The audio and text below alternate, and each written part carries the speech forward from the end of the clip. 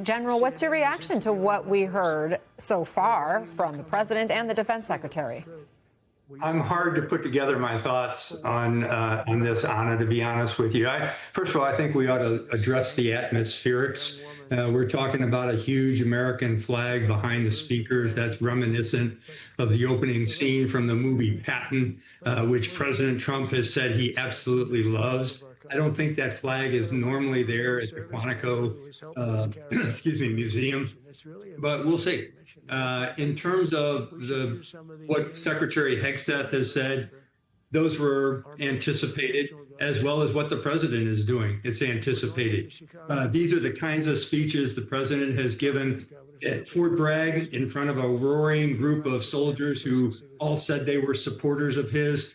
At West Point, I was there when he gave the graduation address. This is somewhat similar to the speech he gave at the UN. It's somewhat shocking and it's filled with mistruths. And he's addressing a bunch of men and women who serve all over the world, who have firsthand experience in some of the alliances and what he's talking about in terms of warfighting. So I would suspect it's not being taken well. When I first started listening to the speech, I found my mouth open. I just couldn't believe some of the things that were being said to this group of individuals who have such experience. And one last thing I'd say, Anna, the thing I've got to stick up for is the defense of the American military. The soldiers, sailors, airmen, and Marines I've never served with Space Force Guardians, but those four services I've had the opportunity to serve with, not only in combat, but on the joint staff and in various assignments through my career. There are no finer human beings across our force. There is a reason why the other armies of the world say we are the best on the globe. They are well-trained, well-disciplined, and they swear an oath to the Constitution. And I just really find it offensive that anyone is insulting them and claiming that it's their promotions and their advancement through the services are a result of policies or wokeness or DEI, because that's just not true. Those are my thoughts on what I've heard so far. Yeah, I mean, one of the things that has stood out to me was the focus by the defense secretary on appearance and grooming standards and how much people weigh and how that's such an important priority under, his leadership.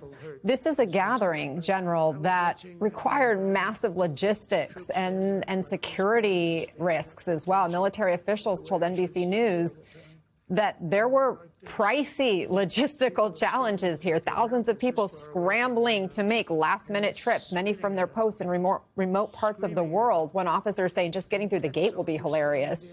I mean, the costs are one thing, but what about the risks? And based on what we've heard, what's your assessment on whether this event was worth the risk?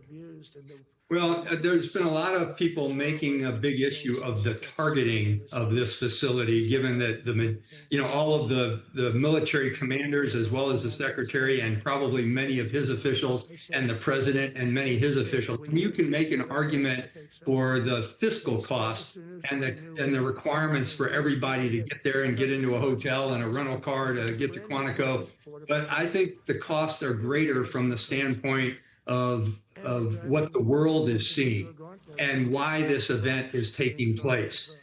This is an unserious conference. Many people don't know, but the president holds a combatant commanders conference twice a year for all of his major combatant commanders. They normally come in, they have 3 or 4 days in Washington together. It's usually classified because people don't want to know that all the 4 stars and their aides are in one area, but they do it twice a year. So I'm still not sure why this event took place. And it certainly is costly, risky for those who are there, but also risky from the standpoint of how people see us around the globe.